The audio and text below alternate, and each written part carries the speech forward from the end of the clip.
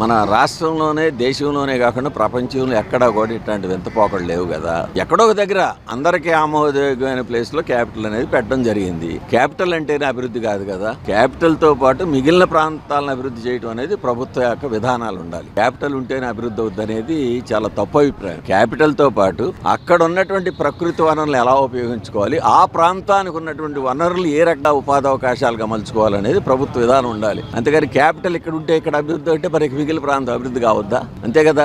Capital అనేది ఒక పరిపాలనా సౌలభ్యం కోసం పెట్టుకునేది క్యాపిటల్. దాని చుట్టుపక్కల ఖచ్చితంగా అభివృద్ధి అనేది ఉంటుంది. బట్ దానికి అదనంగా ఏ ప్రాంతంలో ఏ వనరులు ఉన్నాయి, ఏ ప్రకృతి వనరులు ఉన్నాయి, ఏ మానవ వనరులు ఉన్నాయి, వాటిని అనుసంధానం చేసుకుని ఆ ప్రాంతానికి తగినటువంటి ఉపాధి కల్పన కల్పిస్తే ఆ ప్రాంతం యొక్క యువతకి ఉపాధి అవకాశాలు ఉంటాయి. అంతేగాని 3 క్యాపిటల్స్ 30 క్యాపిటల్స్ అనేది ప్రపంచవ్యాప్తంగానే విఫల ప్రయోగం. క్యాపిటల్ అనేది ఎప్పుడు కూడా central point, focal point, administrative పర్పస్కి, అంతేగాని దానికి అభివృద్ధికి సంబంధం లేదు. అమెరికా లాంటి దేశాల్లో ఎన్నో రాష్ట్రాలు ఉన్నాయి. క్యాపిటల్ ఒక చోట ఉంటుంది, ఫైనాన్షియల్ క్యాపిటల్ మరొక చోట ఉంటుంది. అలాంటి అనుభవాలు మనకు ఉన్నప్పుడు ఏదో క్యాపిటల్ని మేము 3 చోట్ల పెట్టామంటేనే అది తప్పుడు వాదం. అది